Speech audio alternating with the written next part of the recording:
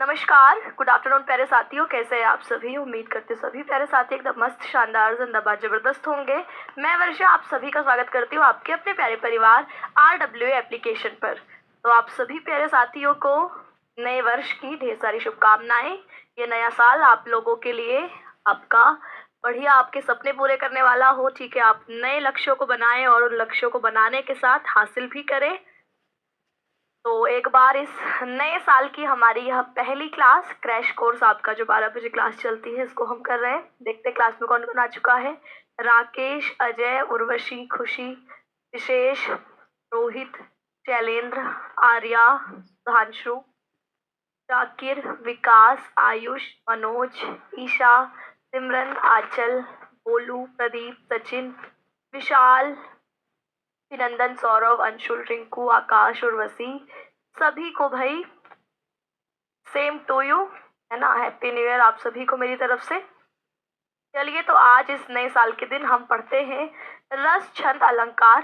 वैसे तो रस छंद अलंकार में आपको वैसे वन शॉट के माध्यम से भी कराए हैं, ठीक है। इसके अलावा हमने चिराग सीरीज में भी रस छंद अलंकार किए हैं। लेकिन बहुत सारे साथी हमारे क्रैश कोर्स में बिल्कुल नए जुड़े हैं, पहली बार ही पढ़ रहे हैं। तो हमने कहा था कि आपके पेपर में जिस तरीके के क्वेश्चंस आते हैं उसी तरीके के क्वेश्चंस को हम यहाँ आपके इसमें देखेंगे, है ना, क्रैश कोर्स में देखेंगे। तो शुरुआत हमने कुछ MCQ से करी थी, फिर हमने साहित्यिक परिचय किया, फिर हमने संस्कृत खंड में गद्यांश का और पद्यांश का अनुवाद भी समझा, और अब हम रस छंद अलंकार पे, कहानी वाला पार्ट भी आपका हो चुका है। तो रस छंद अलंकार पर अब हम लोग हैं, ठीक है। देखिए, रस छंद अलंकार को अगर देखें, रस छंद अलंकार की बात करें,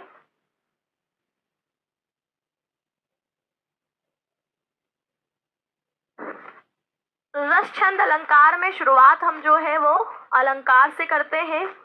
देखिए, जिस तरीके से किसी स्त्री के सौंदर्य को बढ़ा देते हैं आभूषण, उसी प्रकार आपके जो अलंकार है वो क्या करते हैं, वे काव्य के सौंदर्य को बढ़ा देते हैं, उसकी सुंदरता को बढ़ा देते हैं। किसकी? तो कविता रूपी जो कामिनी है, कविता रूपी जो स्त्री है, उसकी सुंदरता को, उसके सौंदर्य को और अधिक प्रभावशाली और अधिक आकर्षक बनाने वाले अवयव ही क्या कहलाते हैं? अलंकार। तो यानी काव्य के माध्यम से जिसमें आपके कविता में सौंदर्य को बढ़ाया जाता है। ये दो तरीके से होते हैं, एक होते हैं शब्दालंकार, एक अर्थालंकार। अब मैं डाउट ग्रुप आप लोगों का आज देख रही थी, तो उनमें एक बच्चे ने क्या किया था कि DP सर की क्लास का और मेरी क्लास का स्क्रीनशॉट लगाया था। DP सर की क्लास में है अलंकार के 3 भेद और मैंने बताए हैं अलंकार के 2 भेद, तो वो कंफ्यूज हो गए। देखिए, अलंकार के मुख्य रूप से 2 भेद हैं, जिसमें हम शब्दालंकार, अर्थालंकार कहते हैं।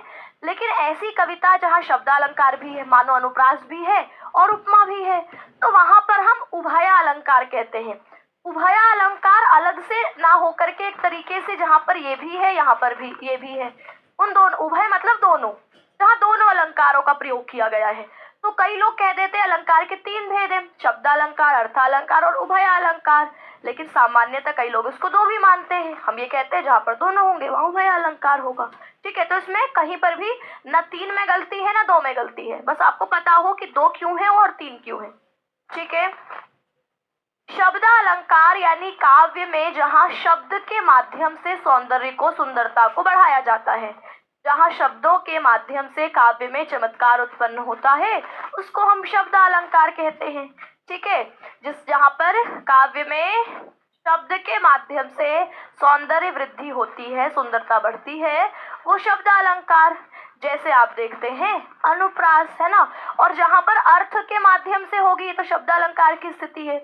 जहाँ पर काव्य में अर्थ के माध्यम से सुंदरता बढ़ेगी, अर्थ अलंकार, ठीक है। देखिए, यहाँ पर हम अनुप्रास अलंकार की बात करें तो ये शब्दालंकार के अंतर्गत ही आता है। यहाँ पर वर्णों की आवृत्ति को अनुप्रास कहते हैं। जहाँ समान वर्णों की बार बार आवृत्ति हो, उनके स्वर मिले या ना मिले, वहां अनुप्रास। स्वर मिले या ना मिले का मतलब है कि यहाँ पर लिखा है कि, यहाँ पर लिखा है के, अब दोनों में देखेंगे तो यहाँ पर क में ई स्वर है, यहाँ पर क में ए स्वर है, दोनों के स्वर नहीं मिल रहे ना, लेकिन व्यंजन तो मिल रहा है। तो इसलिए कहा है कि स्वर मिले या ना मिले, भले ही के लिखा हो या की के लिखा हो, दोनों में समान वर्ण हम कहते हैं। तो इस प्रकार स्वर मिले या ना मिले लेकिन वर्णों की समानता होने पर हम वहां पर अनुप्रास अलंकार कह देते हैं। अनुप्रास अलंकार के प्यारे साथी 5 भेद होते हैं। अगर 2 नंबर में अलंकार पूछा है तो सिर्फ आप अलंकार का नाम लिखते हैं, इसकी परिभाषा लिखते हैं, इसके 5 भेदों का नाम लिखते हैं और एक ही उदाहरण देते हैं।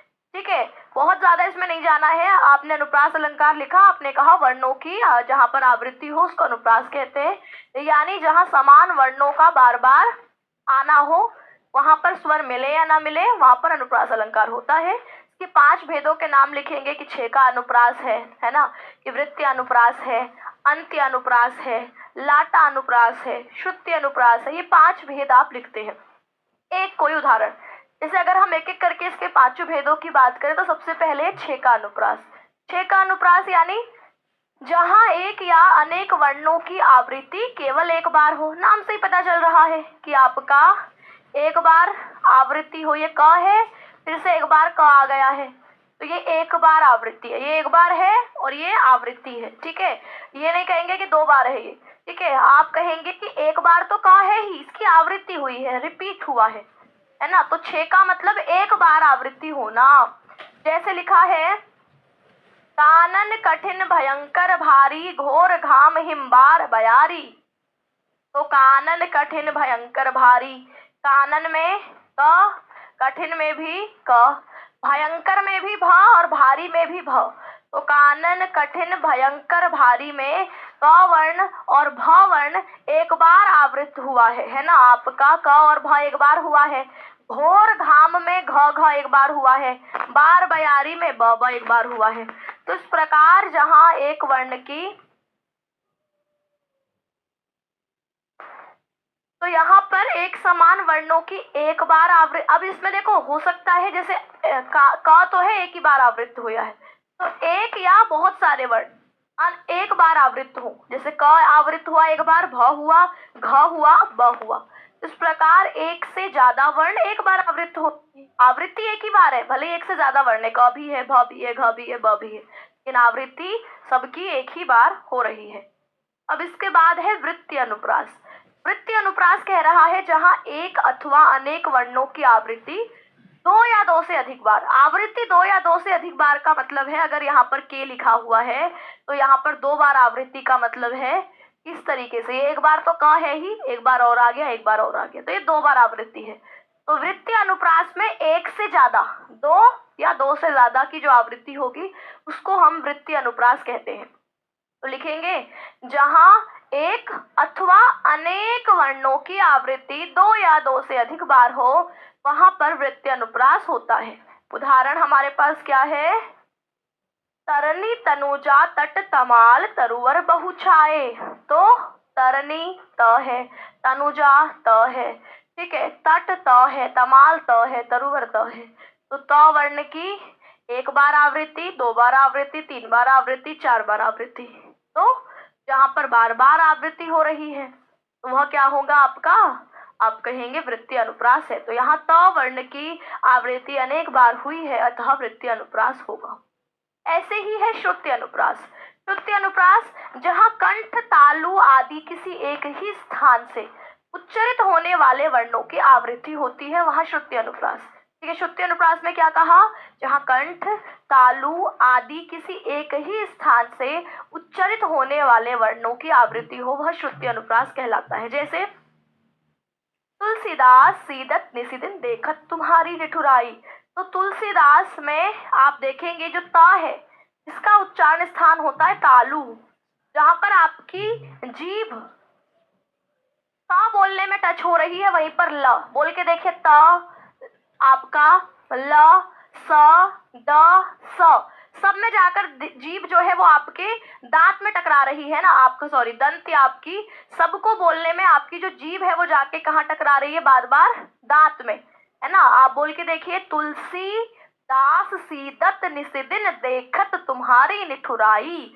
तो जहां पर एक ही उच्चारण स्थान वाले वर्ण बार बार आवृत्त होते हैं वह श्रुति अनुप्रास, क्यों सुनने में एक जैसा लग रहा है। ठीक है, तो इस प्रकार जहां कंठ या तालु आदि किसी एक ही स्थान से उच्चरित होने वाले वर्णों की आवृत्ति हो उसको श्रुति अनुप्रास कहते हैं। अगला है लाटानुप्रास। लाटानुप्रास क्या कहता है? ये कहता है जहां शब्द और अर्थ दोनों की आवृत्ति हो। ठीक है, जहां शब्द और अर्थ की आवृत्ति हो, अर्थात एकार्थक शब्दों की आवृत्ति हो, लेकिन जब हम अन्वय करें तो भावार्थ करें तो अर्थ भिन्न हो जाए। जैसे लिखा है, पूत सपूत तो काधन संचय, पूत कपूत तो काधन संचय। देखो, पूत यहाँ पर भी है, यहाँ पर भी है, तो यहाँ पर भी है, तो यहाँ पर भी है, काधन संचय, काधन संचय। तो जहाँ पर शब्द और अर्थ दोनों ही आवृत्त हो रहे हैं, लेकिन दोनों के भावार्थ में अंतर है। पहली लाइन कहती है अगर पूत सपूत है, अच्छा बेटा है, तो उसके लिए धन को जोड़ना क्यों है, संचय क्यों करना है, इकट्ठा क्यों करना है? क्योंकि अच्छा बेटा है तो कमा ही लेगा धन। और अगर पूत कपूत है, बुरा है, तो उसके लिए धन क्यों जोड़ना है? वो तो वैसे भी उसको खराब ही करेगा, है ना, उसको भी नष्ट ही कर देगा। तो दोनों बातों में एक ही है कि धन क्यों संचय करना है। ठीक है, दोनों बातों का मतलब एक ही है कि धन संचय क्यों करना है। तो यहाँ पर शब्द भी अर्थ भी आवृत्त हुए, लेकिन दोनों का भाव अलग है। एक बुरा बेटा है तो क्यों धन संचय करना, एक अच्छा बेटा है तो धन क्यों संचय करना। तो यहाँ पर शब्द और अर्थ दोनों की आवृत्ति हुई है, लेकिन जब हम भावार्थ की बात करते हैं, अन्वय की बात करते हैं, तो वहां अंतर हो जाता है। तो यह लाटानुप्रास। ठीक है, दोनों ही स्थिति में धन का संचय करना व्यर्थ है। अगर पुत्र कुपुत्र हुआ तो वो सब बेच खाएगा, और अगर अच्छा हुआ तो धन संपदा कमा लेगा। तो शब्द और अर्थ वही है, लेकिन अन्वय करने से भिन्नता आ गई है। तो यह लाटानुप्रास होता है। ठीक है, अब है अंत्यानुप्रास। अंत्यानुप्रास क्या कहता है?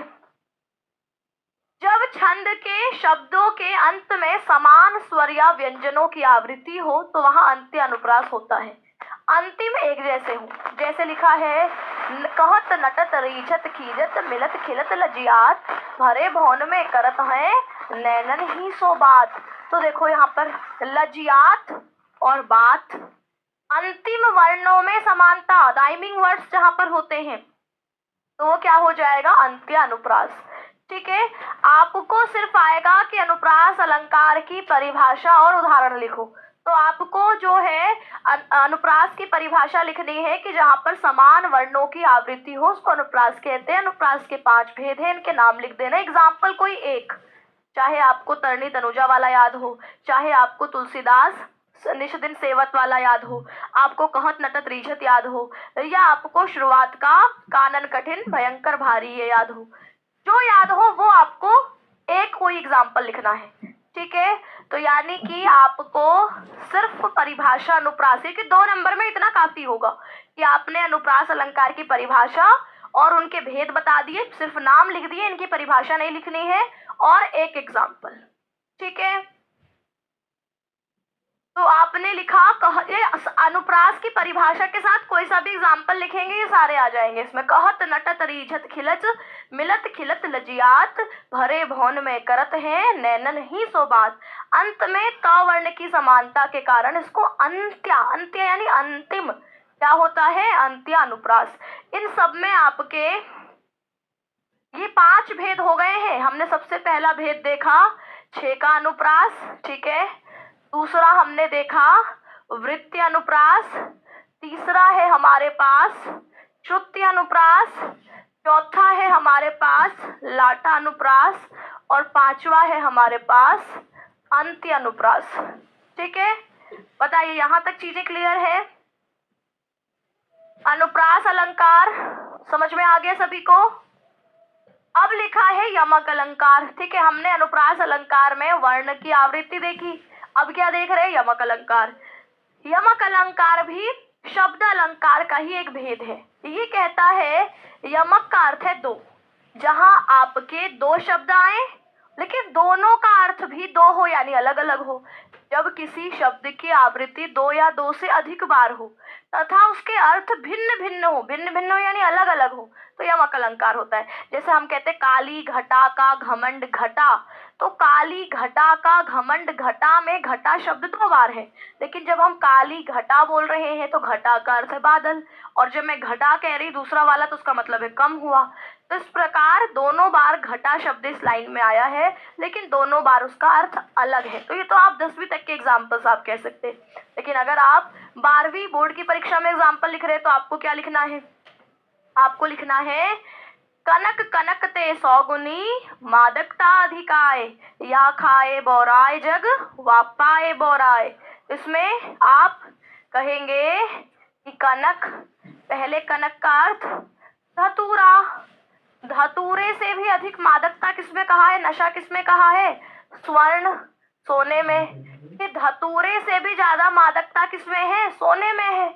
कनक कनकते 100 गुनी मादकता दिखाए, धतूरे से भी ज्यादा 100 गुनी मादकता तो इस स्वर्ण में है, सोने में है। क्यों?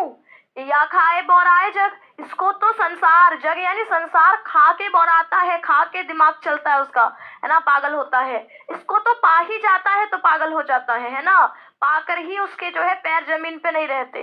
तो इसीलिए कहा कि धतूरे से ज्यादा मादकता इस सोने में है, इसको तो खाकर जग बौराता है, पागल होता है, नशा चढ़ता है। इसको तो सिर्फ पा ही जाता है तो अहंकार का, घमंड का नशा उस पर चढ़ जाता है। तो यहाँ पर दो शब्द कनक बिल्कुल एक जैसे हैं, लेकिन दोनों के अर्थ में अंतर होने के कारण यहाँ पर यमक अलंकार होता है। ठीक है, तो यमक का अर्थ है दो, परिभाषा लिखेंगे। यमक का अर्थ दो, जब किसी शब्द की आवृत्ति दो या दो से अधिक बार हो लेकिन उनके अर्थ में भिन्नता हो तो वह यमक अलंकार होता है। और उसका एग्जाम्पल लिख देंगे, कनक कनकते 100 गुनी मादकता अधिकार, या खाए बौराए जग वापाए बौराए। तो उपयुक्त उदाहरण में कनक शब्द की 2 बार आवृत्ति हुई है और दोनों बार अर्थ में भिन्नता है। तो यहाँ पर पहला कनक धतूरा खाने से पागल हो जाते हैं, वहीं दूसरे कनक में सोना अधिक पाने से इंसान पागल हो जाता है, अर्थात दोनों के अर्थ में भिन्नता है। आगे बढ़ते हैं। अब है हमारे पास तीसरा श्लेष अलंकार। ठीक है, श्लेष अलंकार क्या कहता है? श्लेष अलंकार कहता है, श्लेष का अर्थ है चिपका हुआ। तो जब किसी पंक्ति में एक ही शब्द अनेक अर्थ के लिए प्रयुक्त हो, अर्थात एक ही शब्द के अनेक अर्थ हो, तो वहां श्लेष अलंकार। शब्द एक है लेकिन अर्थ बहुत ज्यादा है या एक से ज्यादा है, एक शब्द के अनेक अर्थ, वहां पर श्लेष अलंकार। यमक और अश्लेष में कई बार कंफ्यूज हो जाते हैं। यमक में 2 शब्द हैं लेकिन दोनों एक जैसे दिखाई दे रहे हैं, लेकिन दोनों का अर्थ अलग है। श्लेष में शब्द एक ही है, उसी शब्द से 3-4 अर्थ या 2 अर्थ निकल रहे हैं। जैसे रहीमन पानी राखिए, बिन पानी सब सून, पानी गए ना उबरे, मोती मानुष चून। तो यहाँ पर रहीमन पानी राखिए, तो ये जो पानी है इस शब्द की जितनी बार ये पानी आ रहा है, आपको हो सकता है पानी ज्यादा बार भी दिखे, है ना, ये देखिए 3 बार दिख गया, लेकिन तीनों बार यहाँ पर पानी जहां जहां प्रयोग हो रहा है वहां वहां पानी शब्द के 3 अर्थ है। एक है आपका मोती के संदर्भ में, अगर हम ले मोती के संदर्भ में ले तो इसका अर्थ है चमक। जब मैं लेती हूँ मानुष, मानुष यानी मनुष्य, तो मनुष्य के संदर्भ में होता है मान सम्मान। ठीक है, मनुष्य के संदर्भ में इसका अर्थ क्या होता है? मान सम्मान, इज्जत, है ना, मान सम्मान। और जब मैं चून, चून यानी चूना, इसके संदर्भ में लेते हैं तो इसका अर्थ हो जाता है जल। तो जो पानी दिखाई दे रहा है 3 अर्थ है, एक आपकी चमक, एक मान सम्मान, एक जल। ये क्या कह रहा है? ये कहता है पानी को बचा के रखिए, है ना, पानी को बचा कर रखिए। रहीमन पानी राखिए, बिन पानी सब सून, क्योंकि बिना पानी के सब सूना है। पानी के जाने से मोती अपनी चमक खो देता है, चूना सूख कर बेकार हो जाता है, और ठीक उसी प्रकार सम्मान खो जाने से मनुष्य के जीवन का कोई अर्थ नहीं रह जाता। तो पानी के 3 अर्थ, मोती की चमक, मनुष्य की इज्जत, चूने के साथ जल। तो आप देखेंगे रहीमन पानी राखिए, बिन पानी सब सून, पानी गए ना उबरे, मोती मानुष चून। तो मोती भी बिना पानी के बेकार है, चमक चली जाती है ना, मोती की चमक चली गई तो मोती बेकार है। मानुष के संदर्भ में पानी का अर्थ है आपका क्या? मान सम्मान। और चून के संदर्भ में जल। इसको आप लोग अगर ये लिखना चाहे तो ये लिख सकते हैं, जिसको नहीं लिखना है वो इस पानी शब्द को गोला लगाएगा और एरो बना के लिखेगा चमक, मोती के संदर्भ में चमक, मनुष्य के संदर्भ में मान सम्मान, चून के संदर्भ में जल। इतना भी लिख देंगे तो एग्जामिनर को पता चल जाएगा, चेक करने वाले को पता चल जाएगा कि बच्चा होशियार है, इसको पता है, इसने सिर्फ रट्टा नहीं मार रखा है, समझा हुआ है चीज। ठीक है, चलिए तो फिर आगे बढ़ते हैं। तो आपने शब्द अलंकार में अनुप्रास अलंकार, ठीक है, यमक अलंकार और श्लेष अलंकार देखा। अब अगला है हमारे पास अर्थ अलंकार। अर्थ अलंकार क्या कह रहा है? अर्थ अलंकार कहता है जहाँ किसी काव्य या रचना के सौंदर्य चमत्कार का अर्थ हो, आधार अर्थ हो, यानी जहाँ किसी काव्य की सुंदरता जो है वो अर्थ पर आश्रित हो, जहाँ अर्थ आपका क्या हो, ज्यादा काव्य में चमत्कार उत्पन्न करे, उसके सौंदर्य को बढ़ाए, वहाँ अर्थ अलंकार होता है। तो ये अर्थ पर आश्रित होने वाला अलंकार अर्थ अलंकार कहलाता है। अब इसमें पहला अलंकार का जो भेद आप पढ़ते हैं वो है उपमा अलंकार। उपमा अलंकार क्या कह रहा है? उपमा अलंकार कह रहा है जहाँ एक वस्तु की तुलना समान धर्म, शोभा, स्वभाव, गुण आदि के आधार पर, समान धर्म यानी ये तो बिल्कुल आइसक्रीम की तरह दही ठंडी है, तो आइसक्रीम की तरह दही ठंडी है ना। मैं बोलूं कि बिल्कुल बर्फ की तरह ये दही ठंडी है, तो दही भी में भी ठंडक है, आइसक्रीम में भी ठंडक है, बर्फ में भी ठंडक है, तो इन दोनों का एक गुण हो गया ना, दोनों के आधार पर हमने तुलना कर दी। तो इसी प्रकार की तुलना, तुम्हारा चेहरा चांद सा सुंदर है, चांद भी सुंदर है, तुम्हारा चेहरा भी सुंदर है, तो यहाँ पर आपके, और इसमें कोई दिक्कत है क्या? तो आपके एक बार अपने फोन के नेटवर्क भी चेक कर लीजिए आप लोग, ठीक है।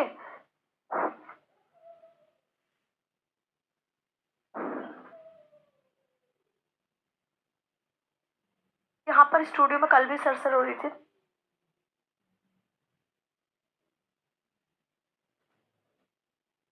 चलिए, आवाज समझ में आने लायक है, पढ़ने में आने लायक है, तो इसको प्लीज आप लोग अब इस पर ज्यादा मत ध्यान दीजिए, ठीक है। पढ़ने पर ध्यान दीजिए, नहीं तो ये चीजें छूट जाएंगी। इतनी भी खराब नहीं है, सुन ली मैंने फोन पर, ठीक है, सुनी जा सकती है, समझा जा सकता है।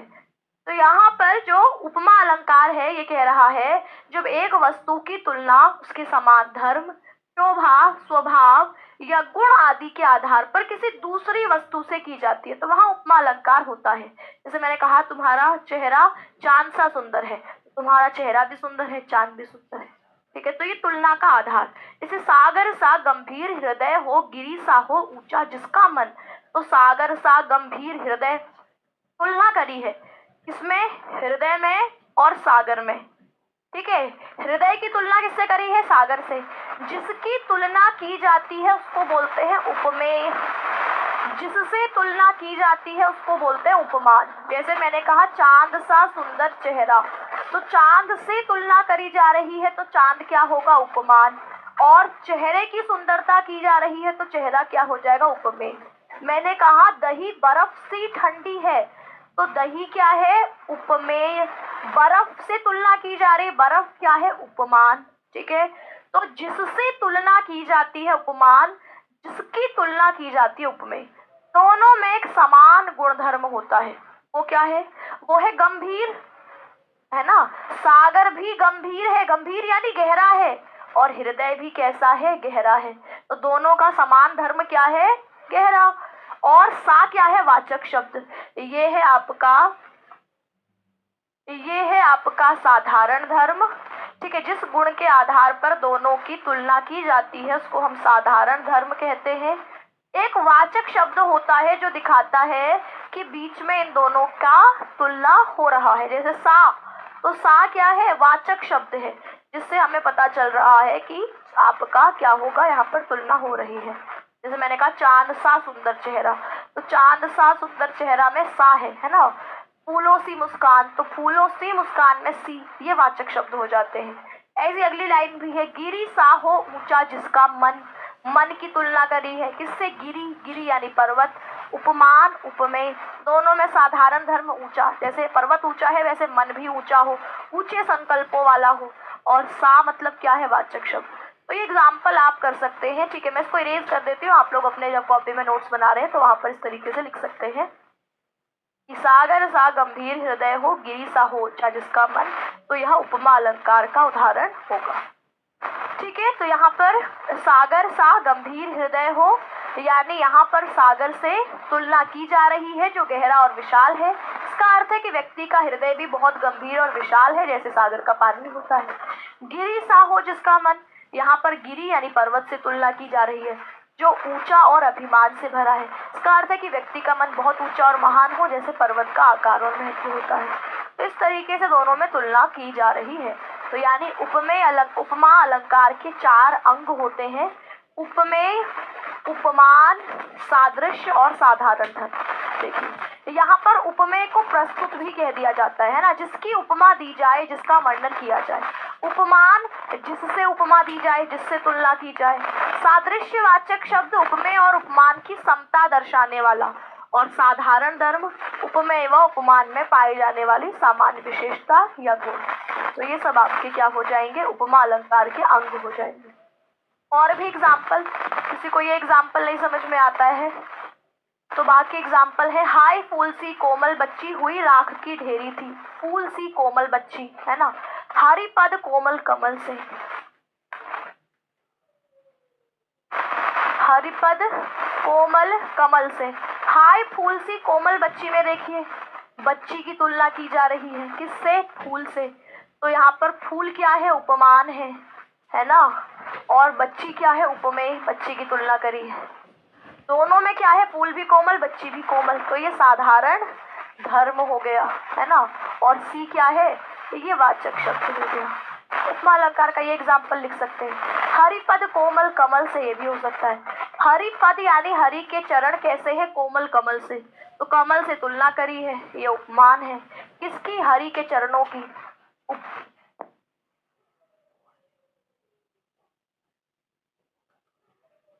तो ये हरिपद क्या है, ये उपमेय है क्योंकि इसकी तुलना की जा रही है।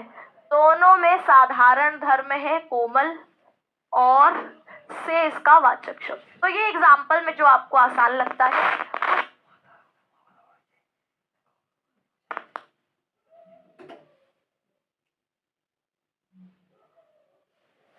भाई आवाज में अब आप बताइए कि अब हमने ठीक करा है यहाँ पर।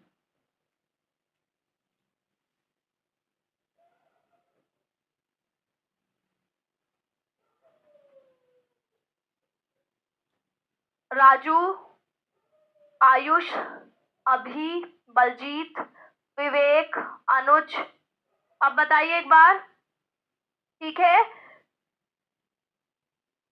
यहाँ पर टेक्निकल टीम आपकी ठीक कर रही है, तो एक बार रिस्पॉन्स दीजिए।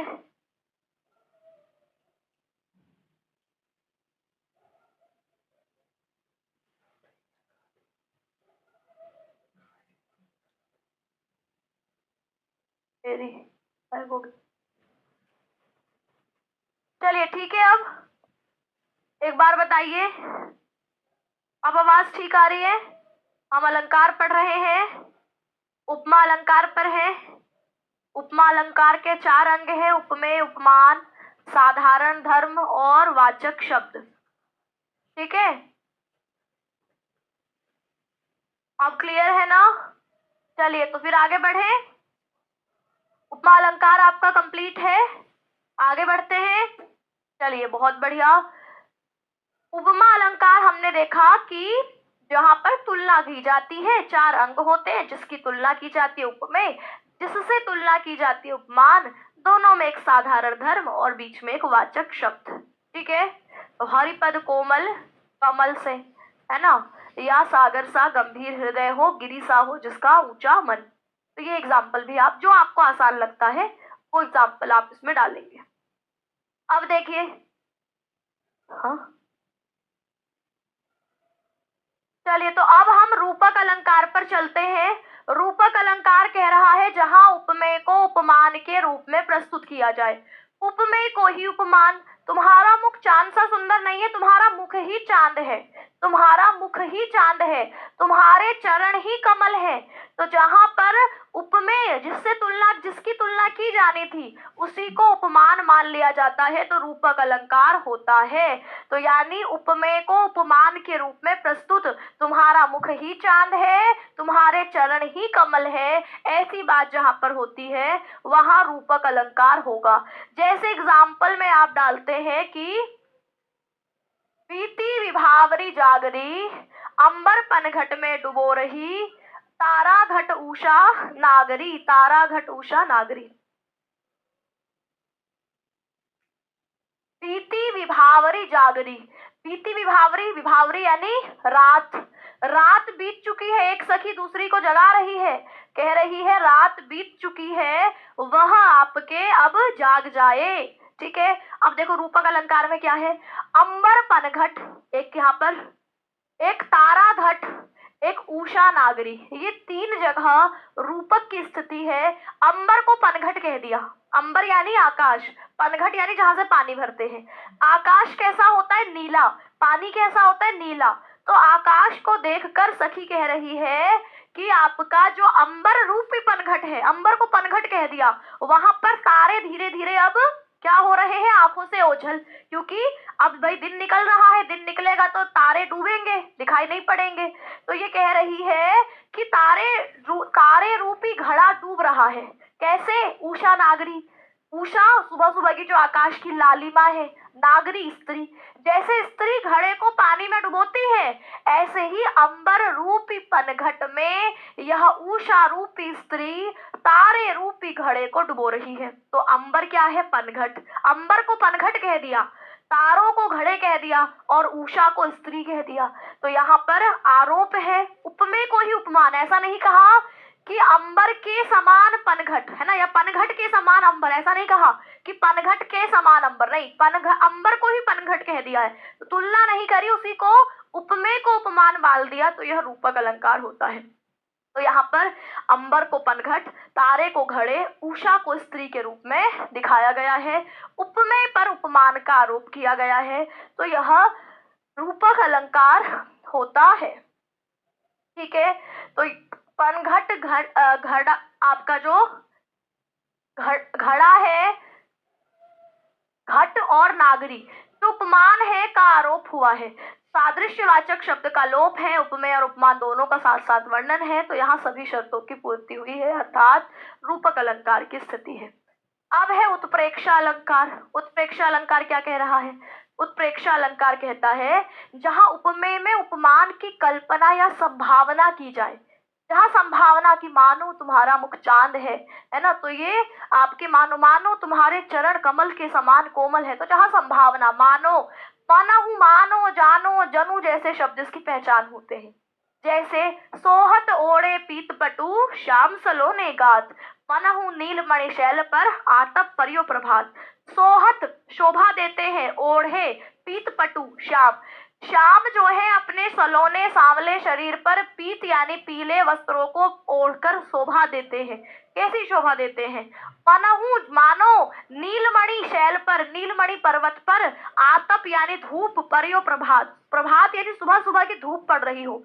जो नीलमणि पर्वत है वो नीला है, सांवला है, उस पर जो सुबह सुबह की धूप पड़ती है तो जैसे वो शोभा देता है, ऐसे ही पीले वस्त्र पहनकर श्याम का जो सांवला शरीर है वो शोभा दे रहा है, सुंदर लग रहा है।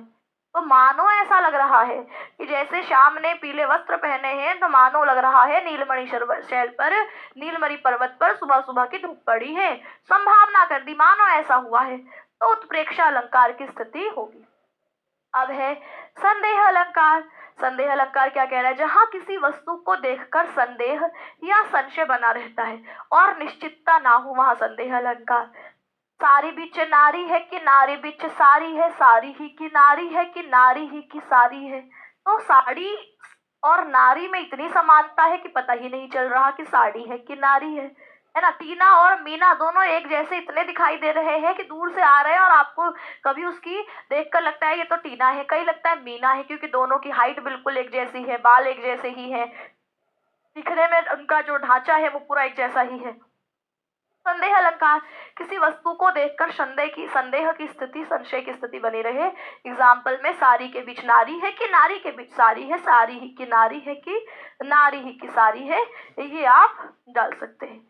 ठीक है, तो आज की इस क्लास को हम यही एंड करेंगे, समय हो चला है। अब कल हम आगे छंद और अलंकारों पर चर्चा करते हैं। ठीक है, चलिए, तो आप सभी को आज की क्लास में विदा लेते हैं। नमस्कार।